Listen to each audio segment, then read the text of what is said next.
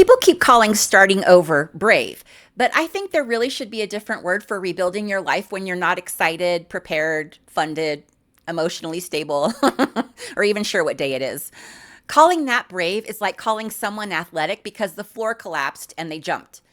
Everyone talks about starting over like it's a decision that you make, like you wake up one day and decide that you're going to reinvent yourself, your career, your entire personality, your nervous system, your metabolism. Ha!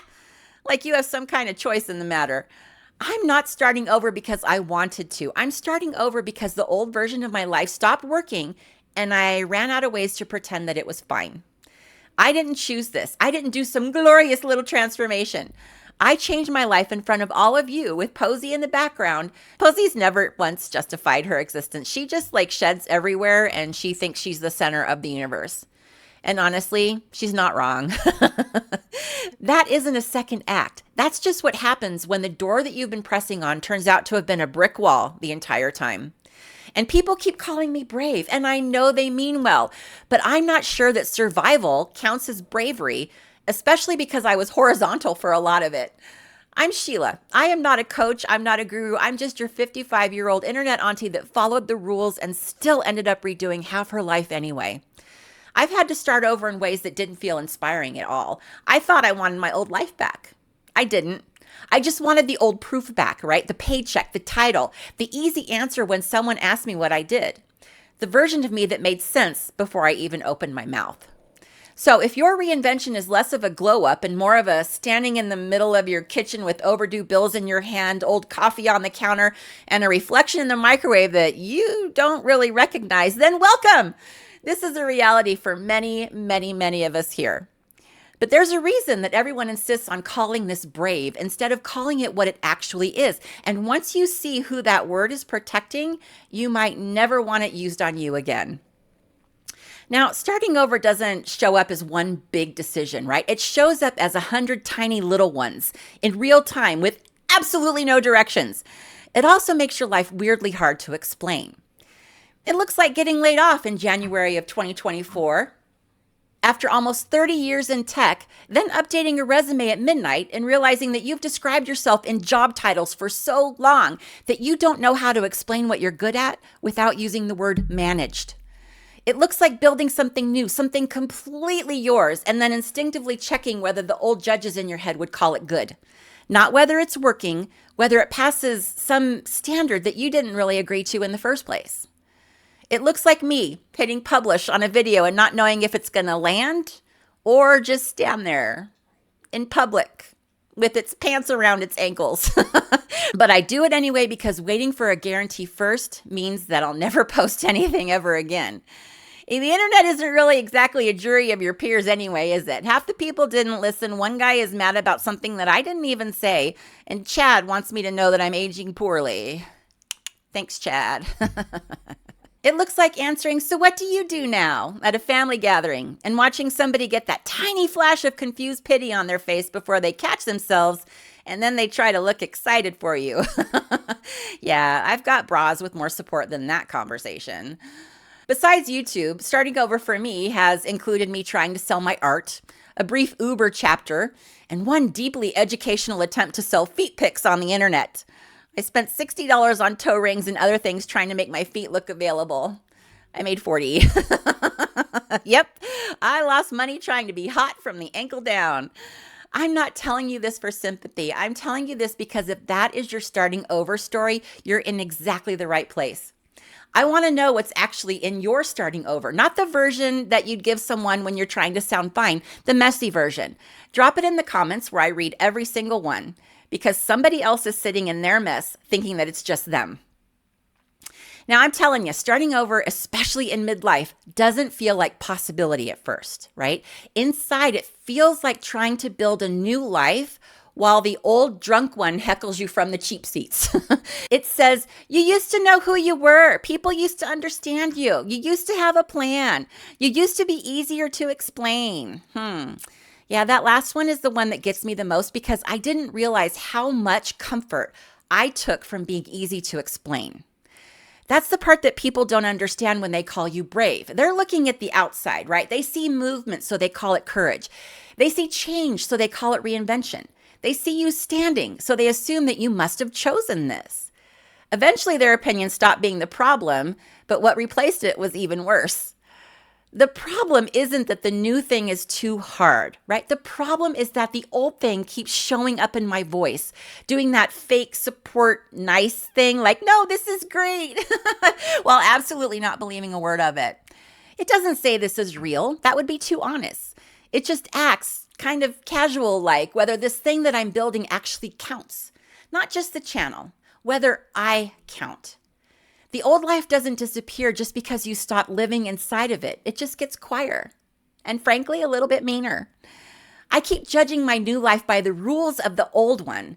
I'll have a genuinely good week. A video will do well. A one-on-one really helps somebody. The plumbing business we're building books a job. And instead of just feeling that, some old part of me runs it back through my old life to see if it would have counted there too. Like I'm still waiting for approval from a life that I'm not even allowed back into. That's why starting over can make you feel so unsteady. You're not only trying to build something new, you're trying to stop asking the old life whether the new one is allowed to count. And that's hard because I was raised to respect certain shapes. Yeah. A real life looks like this. A responsible woman does that. A woman who has her act together is recognizable on sight. So when your life stops fitting the shape, you don't blame the shape, you blame yourself. You think you're behind, you think you're scattered, right? You think that you're failing because your life doesn't look clean from the outside anymore. But maybe the clean version was never proof that I was okay. Maybe it was just easier to describe. I wasn't happier because my life was easier to explain. I was just more recognizable. And recognizable is a powerful drug when you've spent your whole life being rewarded for being understandable, useful, responsible, and easy to place.